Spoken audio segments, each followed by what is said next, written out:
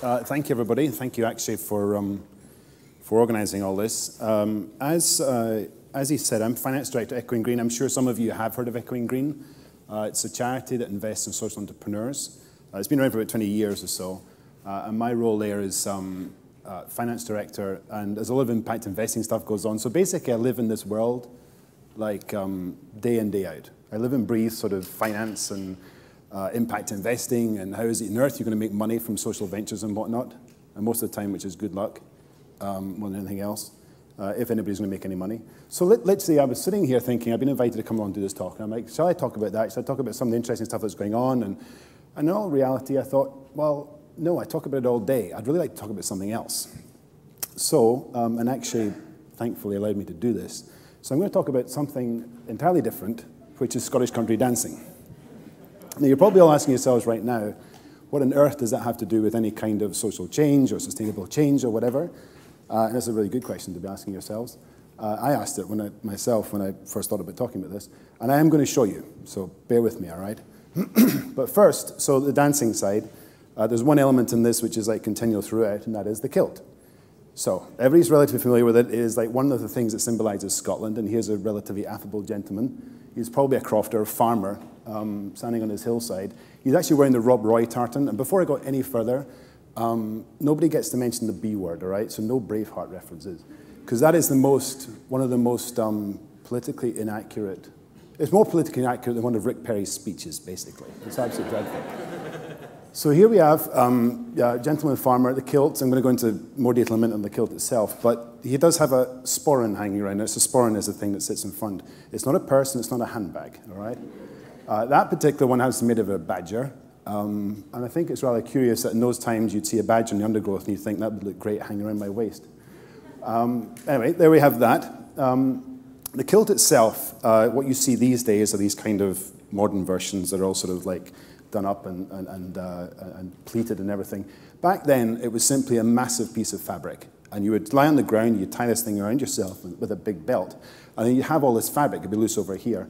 It's a really ingenious piece of fashion because it doubles up as a cloak. So when these farmers, when they were crawling around the hillsides chasing their goats and sheep and whatever, they would actually get chilled for the night, and they'd wrap the thing around themselves. So in terms of like a piece of clothing, it's a really simple thing. I think actually sarongs are relatively similar. I don't plan on wearing one of those, but anyway, the kilt is relatively similar to that. So two people, just in the last introduction of the kilt, two people who have had like a significant part to play in the kilt being such a significant element in Scottish recognition. The guy on the left is Bonnie Prince Charlie. He was the leader of the Jacobites, which were a revolutionary group that was really rebelling against the English occupation around the late 1700s. This guy led them. It was actually a Battle of Culloden. There's a whole bunch of history and stuff out there you can go and look up. But it was a pretty bad defeat, and he actually exiled, I think, to Rome in the end. But anyway, he was like one of these characters that really sort of romanticized the wearing of the kilt and everything. And after that, it was oppressed by the English. They didn't want anybody to wear the kilt because it was so sort of like, it was an image of Scotland as it was before, and they wanted to oppress everything. So of course, when you oppress something, it tends to get stronger. So after that, all the sort of the military people, the revolutionaries, would wear this thing inside out. Then along comes King George IV, not the most respectable of gentlemen, a pretty extravagant guy. But anyway, he recognized in the mid-1800s that this was Scotland and this was Scotland's identity. And if he was going to have any kind of impact in terms of running this country, he was going to have to get engaged with them.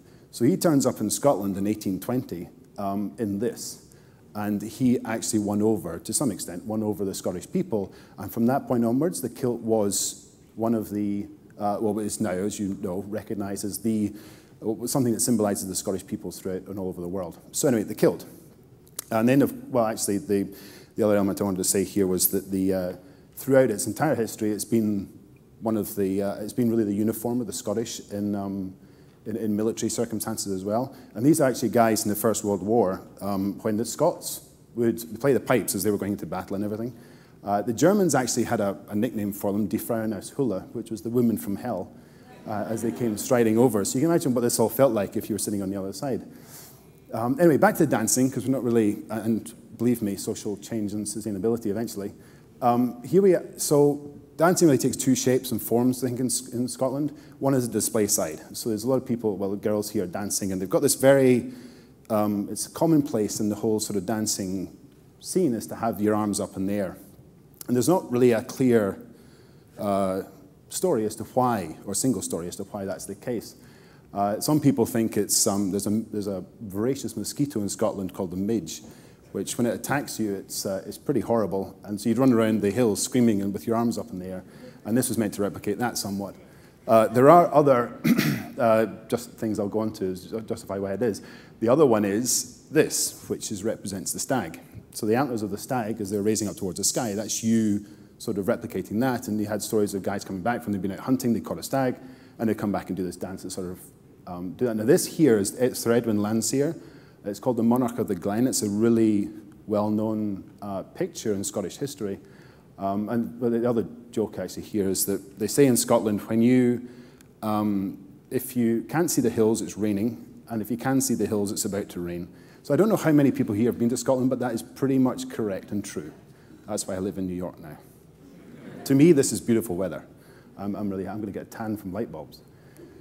So back to the display side. So again, here you can actually see the guys with swords. They come back from battle, they're victorious, and they put the swords on the ground, they dance over them. Sometimes they do it with a shield, which most of them had some kind of spike that came out the center of the shield, which was further encouragement not to put a foot wrong. But anyway, this is the display side of it. What I'm more interested in talking to you really about today is the social side. So that's all sort of individual and being, the display side that is, being competitive and showing off and whatever. But the other side to it is the social interaction. Dances in Scotland are extremely participatory. So you get a lot of people involved. There can be reels of 4, 6, 8, 10 people. Here you can go right down the whole of the dance floor. Everybody meets everybody. These things, these kind of events and dances form an essential part of Scottish culture and is what has been replicated across the world. So millions of people do this all year round, every year, especially in Scotland, but I mean, there's enclaves, as I'm about to show you, all around the world. So this here, for me, is like, really representative of really how Scotland is so tight a culture and a community. So it can be fancy like this, or it can be a little bit more informal. Scots children get into this from the ages of 3, as soon as they can walk, pretty much. You can dance. This here is called the Strip the Willow, which is one of the dances that is very simple. And the prime purpose of it is to throw your partner as far across the room as possible. You spin everybody as you're going all the way down. It's a kind of, I think, youthful exuberance. I think schoolmasters would make you do this dance so you'd lose all the energy. And the other thing that can, well, this one here, it can get really big. So this here is the Grosvenor Hotel in London, otherwise known as the Grand Ballroom, otherwise known as the Elephant's Garage, or Garage. It's all right. I'm getting there. So here, fit 1,000 people into this hall, and it's a really amazing experience going on to one of these things. Because not only are you dressed up and all this finer and everything, but you're rollicking about a hall in a pretty riotous bunch of people, and it's just you just meet an awful lot of people. It's a great sort of it's just a great experience. That's actually one of the dance cards that they hand out at the start of the night. So you can see it's not a particularly simple affair in some respects. But it is like a well-oiled machine, and this is the engineering reference that I'll just chuck in right now. That when it all happens and it all works great, you've got a whole bunch of parts that are all moving around, and when they all get together and it all happens, it's a really satisfying experience. And this is the Eight Reel, one of the most well-known ones. The other one, which I'm going to spend a little bit more time just in the closing stages here, just talking about, is the Reel of the 51st. So this one here, and it's like, you do actually pick up these books, and you see it look a little bit more like some kind of tensor diagram in some systems manual or whatever. But this, and you don't need a protractor to dance the dance either. You can actually get around without that. So here, this is called the balancing a line. This dance here is the one that I want to use to illustrate the points I'm making here. The 51st was a division. I suppose a comment I was going to make was that all of the dances that they do all have significant origins, or very strong origins in Scottish history, going back centuries. There's always a reason why each dance is what it is and what it's called. This one here is called the Reel of the 51st because in the Second World War, this regiment, the 51st Regiment, Highlanders Regiment, was part of the Dunkirk retreats. So they were sitting in Britain, and they would go over in the boats and they pick up people and bring them back.